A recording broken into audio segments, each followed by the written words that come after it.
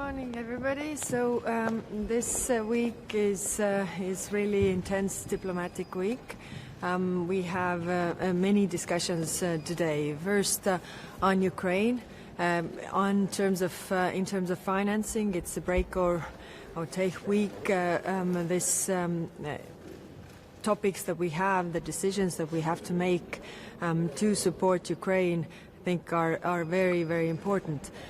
We have made also decisions, or will make decisions today regarding the Shadow Fleet vessels. We have 40 additional vessels plus enablers, and this is all for depriving Russia of the means to fund this war.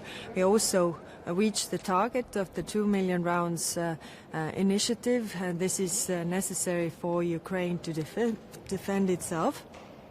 And then we have discussions. We have first for the breakfast, we have Armenia. Of course, Armenia have elections coming, and what can we do to help them?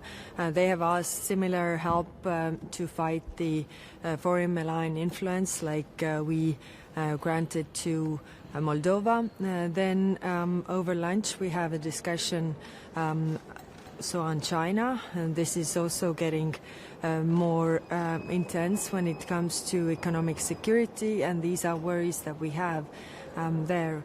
And then we have Middle East, and Middle East we have prepared document also how to interact with Syria, considering the worries that we have there.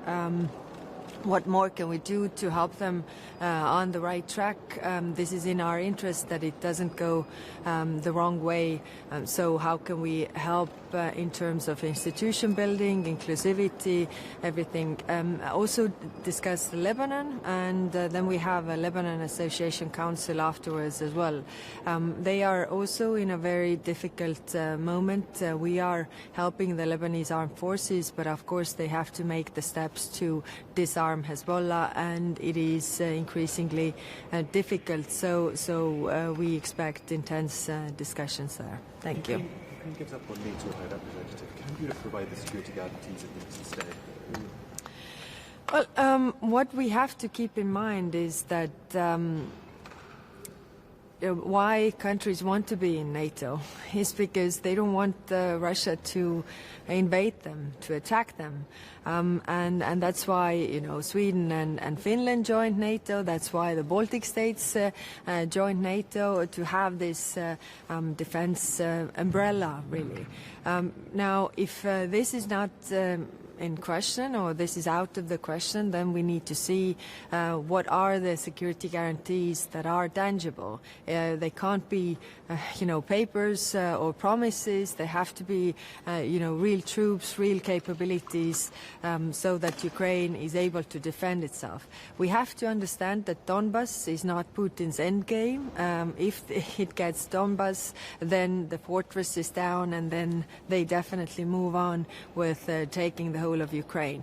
And if Ukraine goes, then other regions are also in danger. We know this from the history, and we should learn from history. What are your plans to support Ukraine in 2026? Military aid, and diplomatic? Yes, like I said, this is really a very important week for financing questions. We have different options on the table, and they will be discussed in the leaders' meeting on Thursday. What President Costa has said, we will not leave the meeting before we get before we get the decision on the funding for Ukraine. The most credible option is the reparations loan, and this is what we are working on. We are not there yet, and it is increasingly difficult, but we're doing the work. We still have some days. Do you think that Ukraine is any closer to peace than it was for years? In these 4 years, like Americans said that Ukraine is now closer than ever before. Well, of course, the peace efforts that have been made are hugely welcomed, but it is also clear that we want to peace that lasts, ceasefire that lasts, and also sustainable peace. And for sustainable peace, there shouldn't be any appeasement of the aggressor.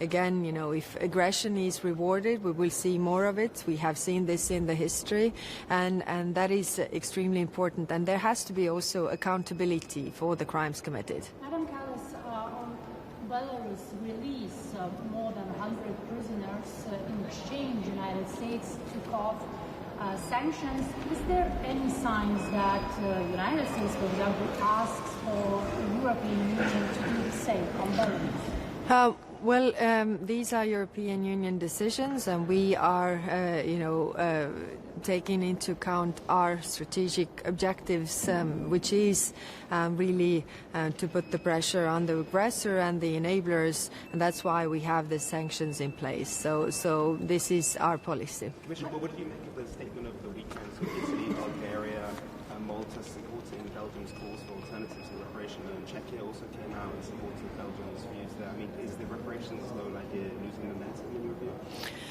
It is difficult, of course, as we know, different pressure from different sides. But we also need to be very, very clear-eyed. The other options are not really flying. We have tried that before. If you think about even, I think it was 2 years ago when I proposed the Eurobonds, it didn't fly because you need everybody on board. A reparations loan we can do with the QMV. Reparations loan is based on the Russian frozen assets. That means it doesn't come from our taxpayers' money, which is also important. And it also sends a clear signal that if you do all this damage to another country, you have to pay for the reparations. So. Of course we have the QMV decision, but without Belgium I think it would be increasingly, it wouldn't be very easy because they have the majority of the assets, and I think it's important that they are on board whatever we do.